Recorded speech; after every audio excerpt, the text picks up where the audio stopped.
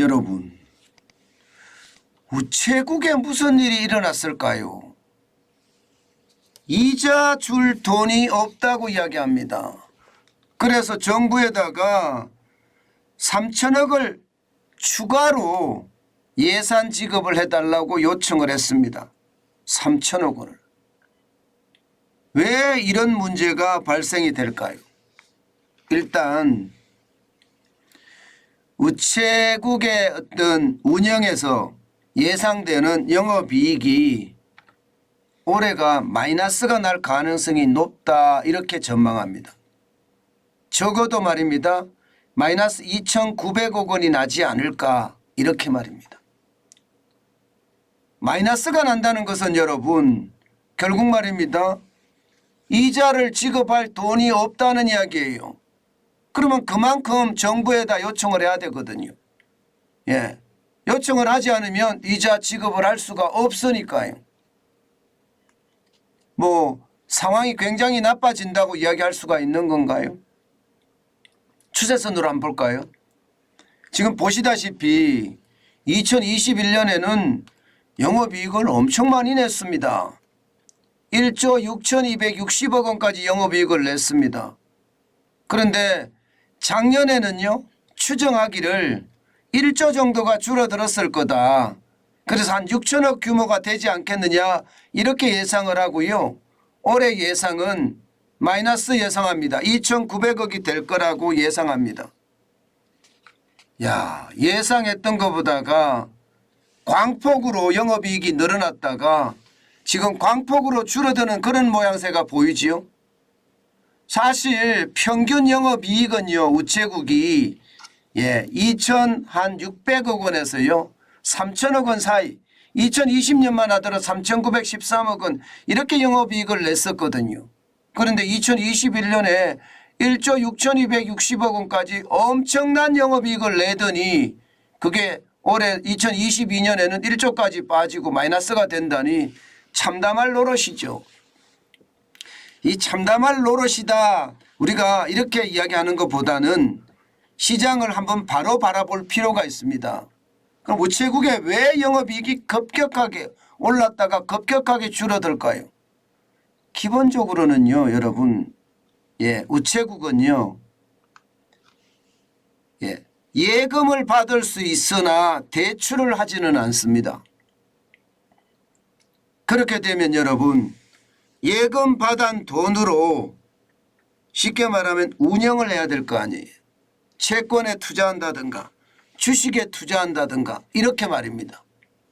그렇게 운영을 해봤더니 주식이 엄청나게 올라가는 상승기에 2020년이나 2021년에 우체국은 영업이익이 많이 날 수밖에 없었죠. 그러다가 말입니다. 2021년까지는 엄청난 영업이익을 냈지만 사실 금리가 올라가기 시작하면서 이자 부담이 생긴 거예요. 이자 부담이 생기니까 여러분 보시다시피 2020년만 하더라도 79조에 대한 이자 부담 그리고 2021년에도 마찬가지 79조에 대한 이자 부담 심지어 2022년에는 82조에 대한 이자 부담이 생긴 겁니다. 그런데 문제는요 2021년처럼 주식시장이 좋지 않았잖아요. 그죠? 좋지 않으니까 이게 순이익이 확 떨어질 수밖에 없는 거고요.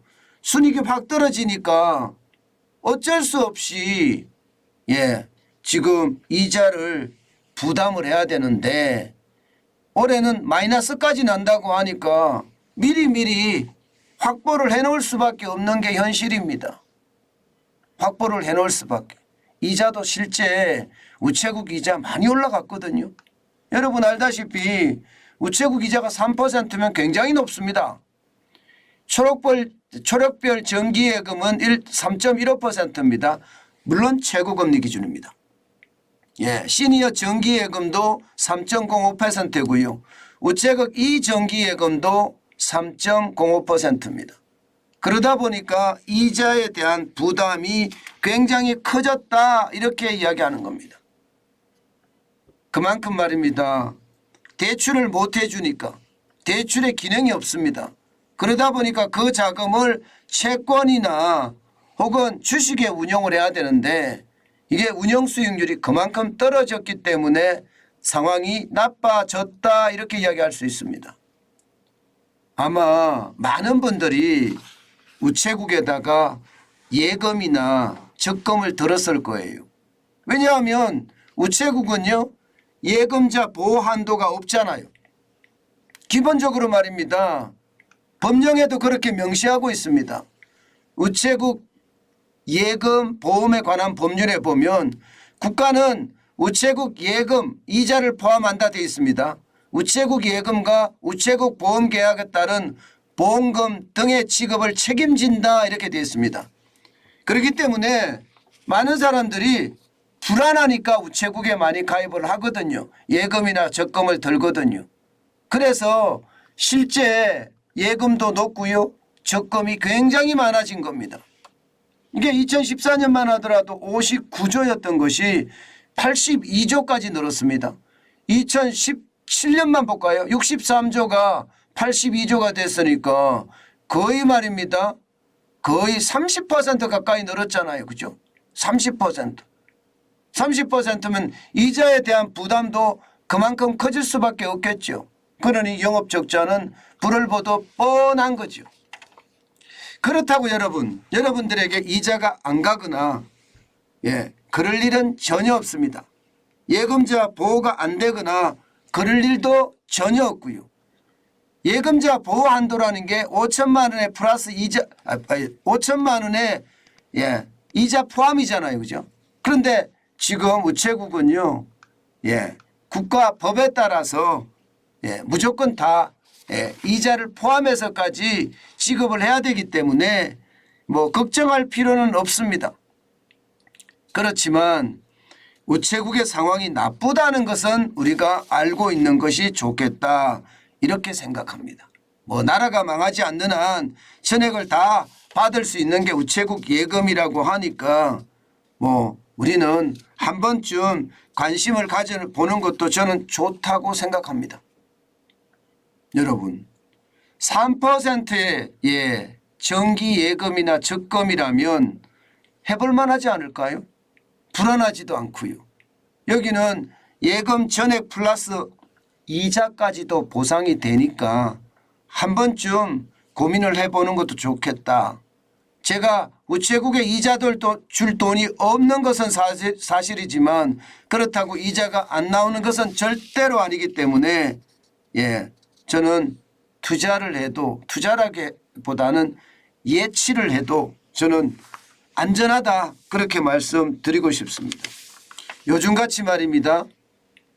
제2금융권의 위기다 이런 이야기가 엄청나게 나도는 상황에서 지금 우체국을 무시하고요.